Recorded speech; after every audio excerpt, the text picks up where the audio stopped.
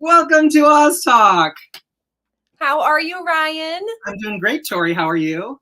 I am so excited because we have an amazing show today. And wow, what a Labor Day weekend that was for Oz fans. It really was. I mean, if you think about it, 2024 is shaping up to be the banner year for Oz because between the 85th anniversary of The Wizard of Oz and the Wicked movie coming out, it's kind of insane. I feel like we wished our whole lives for a year like this. And today is a treat, as you said, because we have some special guests joining us. We have the author of a brand new Oz children's book called The Hidden Magic of Oz, authored by Richard L. Baum, who is the great-grandson of L. Frank Baum, and it's actually a cross-generational collaboration. We'll explain exactly what that means when he and his lovely wife, Robin, join us shortly for an interview about that new book. But first, just dropped moments ago, Tori, on all the socials for Wicked. First of all, let's take a look at our two new favorite witches, Ariana Grande and Cynthia Erivo. 80 days to Wicked as of today. Look at those icons. I cannot believe we are so far down the countdown. This next 80 days is going to fly on a broomstick right by. It's so true. And then you texted me immediately. We knew we had Oz Talk coming up, but the reveal of these new character posters, which are great. And what I love about these is when we often see character posters for movies, they don't look quite like this. These are much more atmospheric. We've got Elphaba and Glinda. Ooh, gorgeous. Mm-hmm. Obviously the pink and the green, I love how they work great as a set, one facing left, the other facing right. They're both on banisters. We see Glinda at Shiz, Elphaba at the Emerald City with some flying monkeys in the background. And it is, we don't have enough wall space, Tori. This is a problem here. I'm going to have to build a wing, I think, just for Wicked posters. But, these would look great on canvases right next to each other as well if you don't want to do full-size movie posters. These are just really stunning. The PR team, the marketing team for the Wicked movies at Universal, they are just nailing this. Every week leading up to the movie, we have something new to look forward to. Everyone was saying, ooh, what's Wicked Wednesday going to be this week? Right. Well, we've started on Tuesday. Wicked Wednesday came early. Exactly. And there's so much merch. I don't know if I just not paid as close attention to other intellectual properties and fandoms to see if merch precedes so far in advance of when a movie opens, but we're getting a lot even well in advance of the movie opening November 22nd. So we're going to talk about all of that coming up. But first, let's introduce Richard L. Baum and Robin Baum, husband and wife team. And Richard, it's great to have you guys here. Thank you for joining us. We're thrilled with your new book, The Hidden Magic of Oz. Thank you. Thanks for having us. This is terrific. Welcome. Glad you could be here. We have to begin, Richard. I first have to ask you, it's 2024, and I don't think anyone else in the universe can put on their resume today that they are coming out with a new book co-authored by L. Frank Baum, your great-grandfather. How did this go? Well,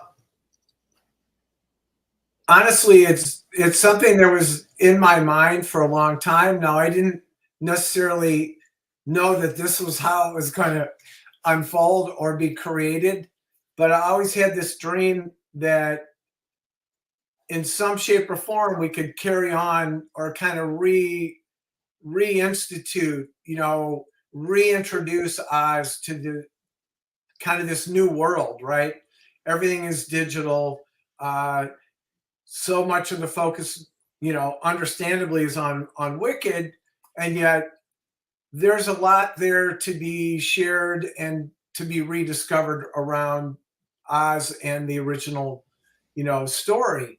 So probably we don't have enough time to go back into a whole bunch of other backstory and dealing with my dad and his interaction with the family and the Baum family trust and everything. But when Robin and I had a chance to sort of collect a whole bunch of files and periodicals and material that really was dormant and nobody had even looked at for literally decades. And my dear wife is a researcher extraordinaire, and with her many hours, I'm literally like hundreds of hours, we discovered this poem. And we thought it was classic and just like, wow, but what do we do with it? And it was really Robin and her dear friend Anastasia that one day were reading it and laughing about it, and they both looked at each other and they said, this needs to be a children's story. And then that was the light. That was the light that went on. It's like, okay, this is our venue. This is our way to reinvigorate, to reinstitute. Now, we didn't know how we were going to do it, but we thought it was a great idea. And so it took, a multiple months sort of creating a context that made sense and fit with the poem. I mean, the poem is a thank you note. It's iconic, Frank Baum. It's clever. It's witty. It's way beyond what most of us would think of as good poetry in this day and age. And we wanted to make something real with it. So that's kind of in a nutshell. Yeah. But I also want to add that we wanted it to deal with children, with parents, with family, with the dilemma of doing the right thing. So it was about courage and values, and that was the meat and potatoes that created sort of the structure around the poem, around this wonderful thank you note. Mm. So you've answered my question of how the story intertwines with this newly rediscovered poem. All of it fits together, which is so wonderful. So I have a question for Robin. What were you an Oz fan before you met Richard? No, actually, I mean, I grew up in West Texas and we had a lot of tornadoes. So they kind of lost me at the tornadoes. And but no, I loved Dorothy and the story. And especially when I got into the book and saw just how the magic unfolds of Oz and how it's just this mecca for the odds and misfits of the world all have a place in Oz, and I thought that was beautiful. And I definitely became much more of an Oz fan over a long period of time. We started one Oz project about 3 years ago, and there's been a lot of research, and I love it now. Definitely. Tori, I can add to that because that's really a great question.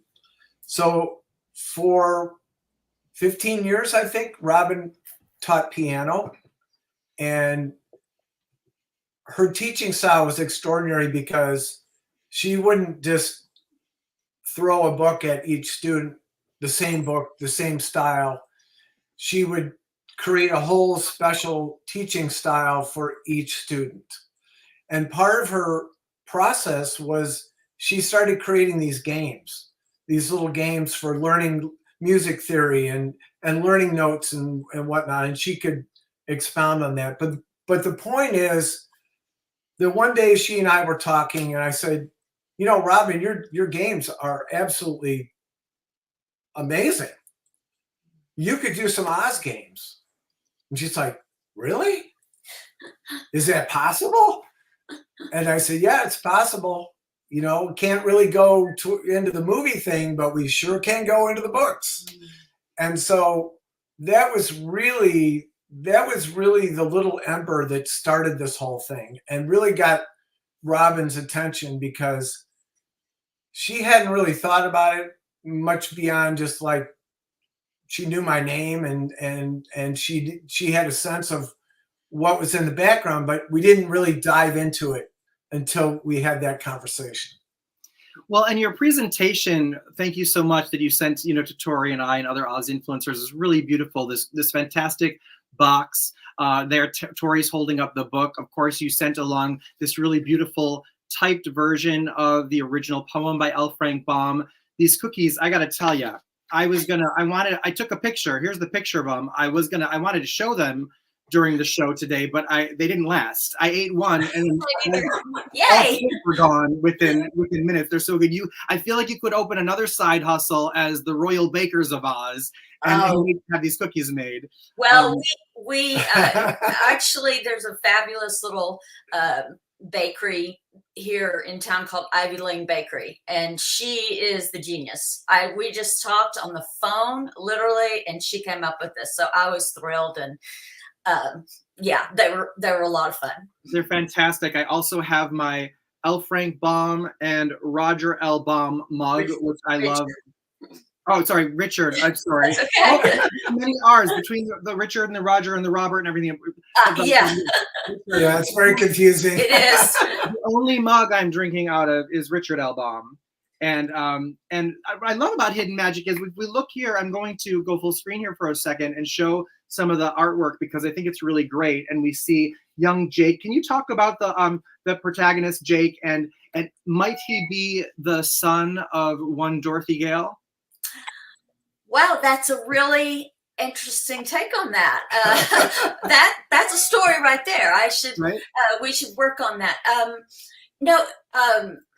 Jack is just a sweet boy with just a tad of, what is it, snips, snails, and puppy dog tails in just the right amount, and he has these adventures with Imogene, which of course we had Imogene the cow in the original story, the Wizard of Oz and the play. And so we have Imogene the miniature cow because miniatures are so popular now, and they have all these adventures together, and they wander into the wizard's garden, which is L. Frank Baum was a huge gardener, loved gardening, and he had all these beautiful flowers in his garden, and koi ponds, and an aviary with like 46 kinds of birds, all chosen because either he loved the color or he loved their song. And so Jack and Imogene step into this world and discover lots of little magic, little Oz Easter eggs along the way. And I'm excited to say they're gonna get into more and more of those little mysteries and fun things. Mischief. And it was really important to create a story that would lead up to the poem and make sense. We didn't want to just, throw some pictures in there and say a little something and have the poem. We really wanted a story. So it was important to both of us that adults would enjoy reading it too. And there's a sense of humor. I know I raised a whole litter of kids of my own, and there are some books you're like, oh, not again. And we didn't want that to be. We wanted it to be a fun book to read over time. I mean, it's not a quick little short read at night, but it's an engaging story that maybe you switch up into 2 nights or three nights, or whatever. And I think grandparents, parents, there's a good sense of humor there that is something to definitely try to live up to without Frank Baum. Sure, Those are some big shoes. So. Yeah. So what's next for The Hidden Magic of Oz? Are we going to be seeing a series of books? What should we expect next from the dynamic duo of Mr. and Mrs. Baum? Well, we know we're going to do a hardback collector's edition a little later this year. And we've got a couple more stories percolating in the files. And I literally, I have old school files books. So we have that, and we have a fantastic game that we're working on and hoping to launch at some point. It'd probably be 2025, but so that we have a lot going on. Yeah, we have a few things up our sleeve. It's the idea here is not to be one and done. The idea is to, carry on the message and expand our sphere of influence, I guess, in a way that's positive and accepting and inclusive and fun. Got to be fun. Yes. Well done on it, carrying the torch on behalf of your great-grandfather, L. Frank Baum. And The Hidden Magic of Oz is certainly a treat, and there is room for it. We are here for it, for the continuing of the legacy. And congratulations on this. And we are so grateful to you both for making the time to chat with us today. I just want to let everybody know that they can look forward to The Hidden Magic of Oz. It is available now on Amazon.com. Be sure and pick it up. It's perfectly timed to celebrate the 85th anniversary of The Wizard of Oz. We've got the holidays coming up. So for the kids in your life, or the adults, the Oz collectors, the Baum fans, it is all available there right now. Thank you both so much. Will you come back when the game drops? And yes. Next yes. month? Absolutely. More books, everything. We'd love to come back. Thank Absolutely. you. You have a beautiful show. Thank you. Thanks, Tori. All right. Bye, Robin and Richard Baum. What a treat, Tori. I mean, that is, we are gracing the likes of how many degrees? I mean, it's Oz royalty in the house today. It's a real pinch me moment. They are so delightful and as sweet as they are talented. So just lovely to have them. Thank you to them. And let's get back to Wicked now, because the merch is blowing my mind. I mean, even director John M. Chu put on his Instagram stories that he's going to have to apologize to his wife for buying 3 of everything. There's so many, and there's things that aren't even available yet that we're seeing coming out. It's just amazing. All of the stuff. I know I've been pre-ordering a lot and looking forward to it. Some of it's, the release dates are coming up, and others. What should we start with? What do you want to talk about first? Well, let's start with, where do we start? How about the betting? How about the Franco betting? Okay, so let's talk betting. So there is a queen size reversible set of bedding. There were 2 released, some really beautiful, really beautiful bedding. This is not cheap stuff. This is really lovely. That Emerald City is so classy. I feel like if you didn't know what it was, you would have no idea that this was an Oz pattern. But for those who know, This is available for pre-order. This comes out soon. And you also have the option to get the satin pillowcases with this, the throw blankets.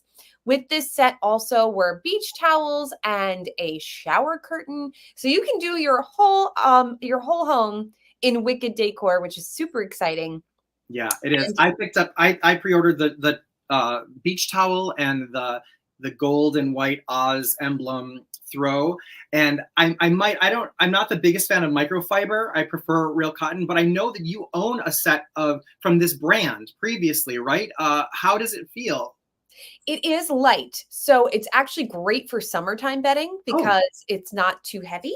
For a winter time, you're definitely going to need an extra blanket or 2, but it's held up very well. We still use it very often. Oh, good to know. Then I might get that one. I love all of the Art Deco that we're seeing on, so much of the Wicked merchandise is just really fantastic, because I think that they're really leaning into this great design. They've come out with such a strong brand for the film, with the pink and the green and the gold and all of that different Art Deco style. Very, very cool. Now, I know you have something on hand that has recently been released, which are the Betty Crocker Wicked baked goods.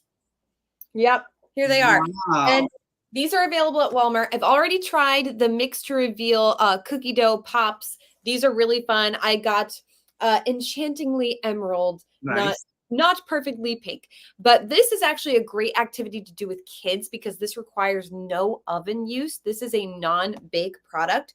This has heat treated flour, so it's safe to eat raw. All you have to do is mix together the ingredients, form it into these little balls, stick the stick in, and chill them, and these are ready to go. I And love it. Rosa loved them. My daughter loved them. Oh, good. The other one we have here will require some help from an adult, and this is a cupcake set mixed to reveal. I haven't tried this yet, but I'm really looking forward to it. So tune into the Oz vlog and see how my cupcakes turn out. And they've also released a couple of other things that I don't have my hands on yet, a couple of other cake mixes. So there's lots of options for bakers like me. I love to bake. So this is really exciting. I love to bake too. My problem is I don't have anyone to share the results with. So I'm afraid I'll eat them all. So you're lucky that I have to like invite Rosa over here. She has to take care of any spare baked goods you have. She'll take care of it for you. Excellent. That's perfect. I adore her. Now let's look at this one. I pre-ordered this immediately. And speaking of having to find people to share with, this is a game for 2 to 4 players or more. And it's the Wicked movie tie-in game. I love how it has Nessarose, Fiero, Glinda, Elphaba, Emerald City, and I think there's a story attached to it. It's kind of like a story game where you have to beat the wizard at a certain time, moving along the board in a certain way. I don't know for sure, but it's beautifully made. This reminds me so much of when we were kids. These 3D games were so indicative of the late 80s, early 90s. Do you remember all the like movie tie-in games that had 3D elements? I feel like this is a throwback for us. And I pre-ordered 2 because I'm keeping one in the box and I'm gonna play one. Nice. Well, as you should, right?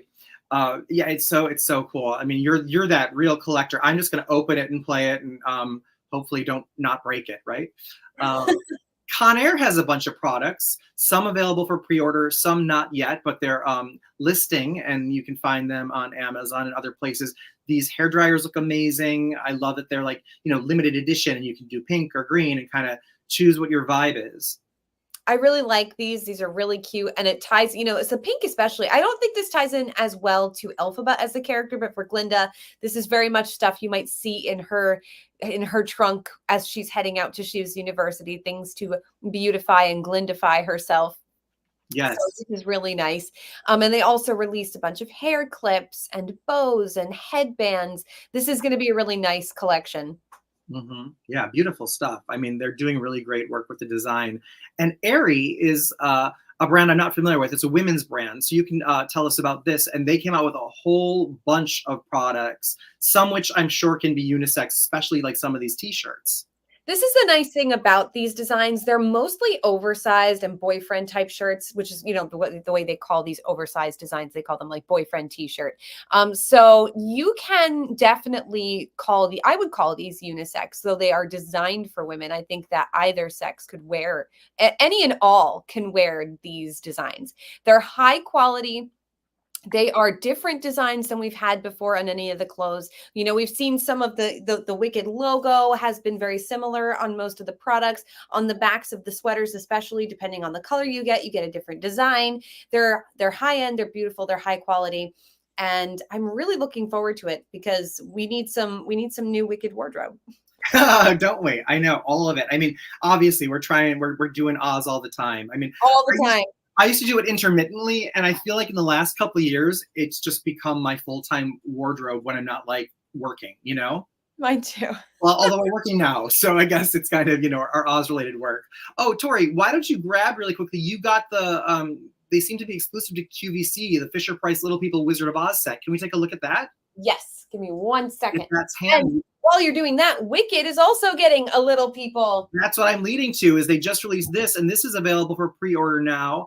I just pre-ordered it, I believe, at Target. And what I love about the way that this is displayed in the collector packaging is we see Elphaba defying gravity. The only qualm I have with it is she's defying gravity with the green elixir and not the broom. I would have rather seen a broom in her hand. Maybe it was something to do with, if you look at the size of Glinda's wand there, maybe a little broom would have just looked really foolish. So they went with the green elixir in her hand, which is that was an interesting choice. Very interesting choice. But they also released one for the Wizard of Oz on QVC. And this is for the 85th anniversary of the Wizard of Oz. And people actually said, hey, there's no Glinda. There's no Wicked Witch in this collection. And I think they held off because they knew the Wicked collection was soon to follow. So, but what I love about these are the Little People collectors. It actually says collector right on the box. So these boxes are specifically designed for collectors to display, which is really, really thoughtfully done. They're beautiful. Yeah, great artwork. This is really, really cute. I really like these a lot. Yes, Darren's excited for the Wicked Little People. Thank you for that. I pre-ordered them as well. I'm very excited. Here, I like Sebastian. He's our friend. He's saying the wizard has a coin in his hand. Oh. Let's take a look at that. I'm going to go back to the photo here. Return to the footage. What's interesting about this, he does. And yeah, I wonder how that's going to play into things. Is I know that coins, played a big role in Oz the Great and Powerful, your favorite Oz film of all time. What I loved at the junket, when I attended the junket for that, director Sam Raimi was giving them away to journalists. So I got one of those from the throne room there, from the library there, which is a great cherished collectible. But I wonder how it's going to play into, because coins we don't see on stage in Wicked. No, but we do see them in the books. And, I knew John Shubing, the kind of director he was going to pull more stuff from the books. And what does the wizard do when he enters Oz? He brings capitalism to the socialist utopia that was once Oz. So the wizard introduces money. And when we read in L. Frank Baum's text, they're exchanging coins in the marketplace as Dorothy and her friends are walking up to the palace. So I could definitely see that playing into the story, and that's really exciting. We also recently saw that they're going to be coming out with the Squishmallows of Dorothy, Glinda, Wicked Witch, and I think Scarecrow. I'd like to see a Tin Man and Lion thrown in there. But Wicked is getting their Squishmallows as well. We're seeing Ariana Grande's Glinda, and Cynthia Erivo's Elphaba here. These are really, really cute. These will be exclusive to Walmart. So if you're looking for those, keep an eye there. I hope that they're a really decent size. I know the Squishmallows come in all different sizes. I want them as big as possible. Cuddle versions, please. Cuddly ones. And this is something too, as we're seeing costuming coming out, a Shiz University uniform for girls or little boys, for the young uns, whoever wants to get into the spirit, because we know on stage, everything was unisex. We saw guys in skirts and the rest of it. So this could easily be unisex. I just wish it was my size. Yes, and I like that this comes with the little lamps as well. We see those in the previews as the students are walking around the grounds of Shiz University. This is really, really cute. Nice costume. Good. Love, again, the packaging for these collections has been so incredible. These are not things I would typically invest in as a collector, but I loved the packaging so much, I ordered that too. It's so true. It's beautiful. Let's take a look at this. This is something that we have on video. We're going to take a look at. It is, wait. Oh, hi, Tori. Hi. That's fun. It's live, everyone. Yeah, it's live. Yeah. We're doing it live. Exactly. Let's take a look at this.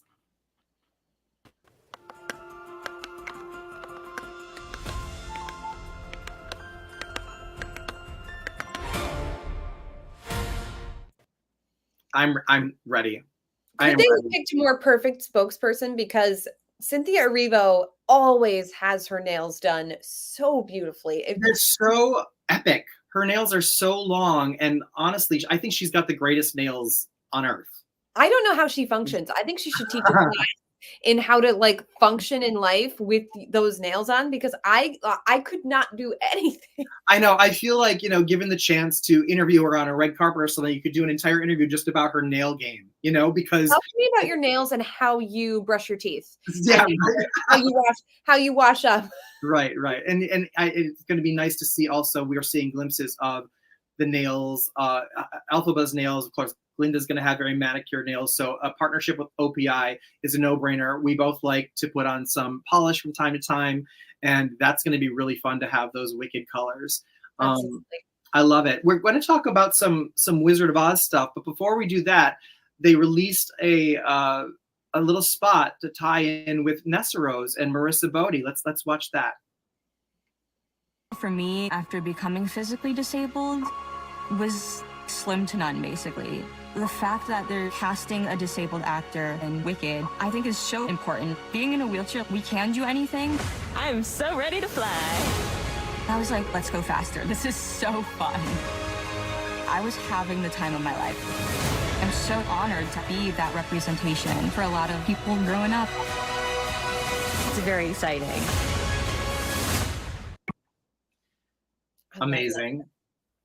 So this was to tie into the Paralympics. Marissa Bodie did an entire 30-minute interview on NBC, and that led right into this beautiful spot featuring some behind-the-scenes footage of Marissa Bodie as Nessarose, flying there as Elphaba says, let her go, that moment in the show where her wheelchair, usually just putters around and then comes back to her. Now we can do that on cinematic scale. She is flying through the air, and bless her heart, she was like, I want to go faster.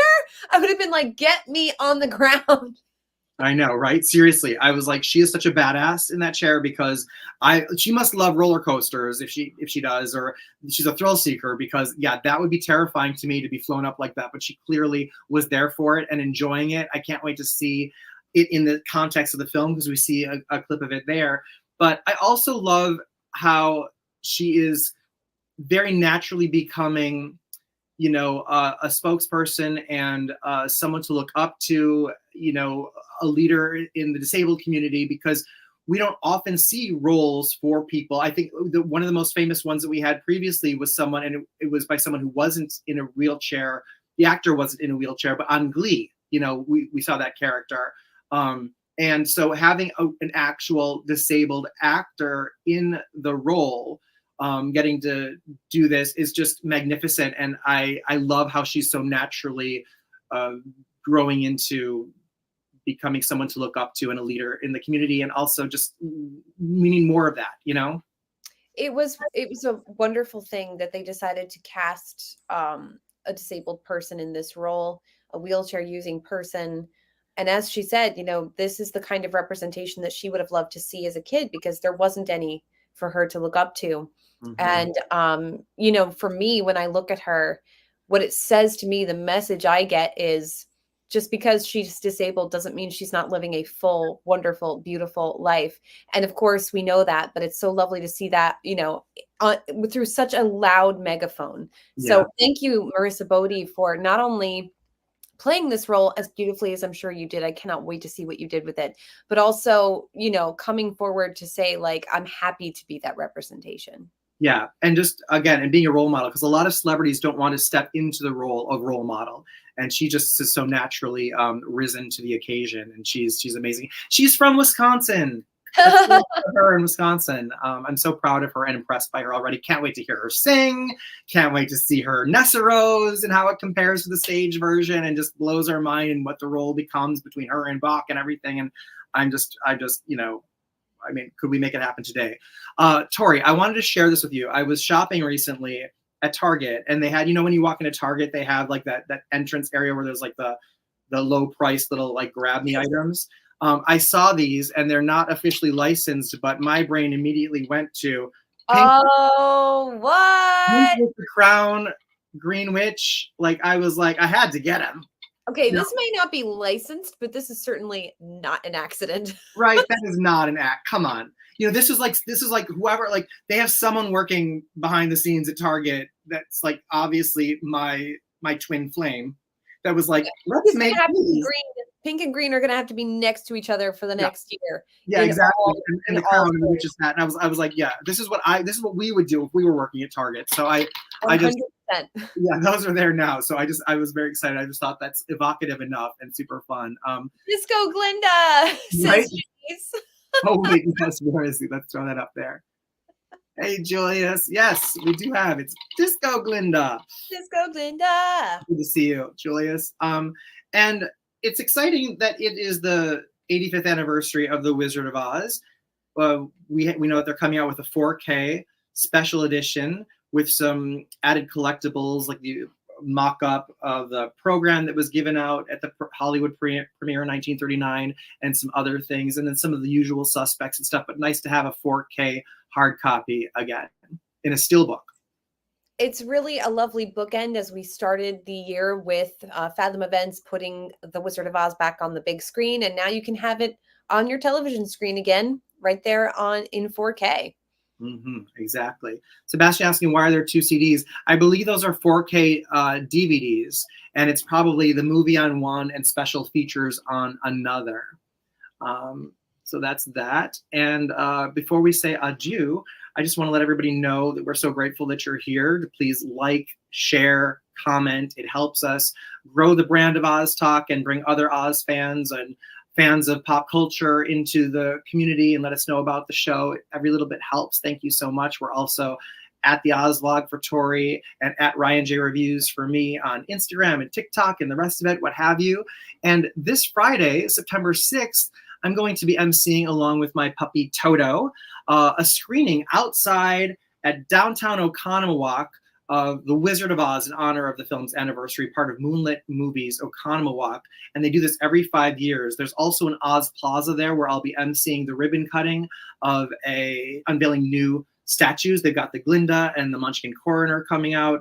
Meinhard Robbie, who played the coroner, was born in Watertown, not far from Oconomowoc there. So come out and see us this Friday night. There's going to be vendors and lots of other things going on. And then next weekend, Tori, you've got something fun coming up. Next weekend, myself and Tara and MK of Down the Yellow Brick Pod and Tiffany Sutton, Follow the Yellow Brick Girl, will be hosting the Unlimited Retreat at the Land of Oz in Beach Mountain, North Carolina. That's that supposedly abandoned theme park, not abandoned, actually just seasonal, up in the mountains of North Carolina. I've never been there. It's been on my bucket list for decades. I am so excited to finally go. And I'm going to be going with 20 of my closest Ozian friends. So tune in for all of the coverage of that incredible adventure. I'm really looking forward to it. And by the way, guys, tickets are still available. So come on down. I wish I could be there. You guys are going to have the best time. We're miss you. I know for those of us that can't make it, the 4 of you are so good at posting. We can all vicariously live through your coverage. So thank you in advance for that. All right, stay tuned. We might be back even again this week if there's new updates or other things. But thanks again for watching Oz Talk. And Tori, I love you. Love you. Bye, guys.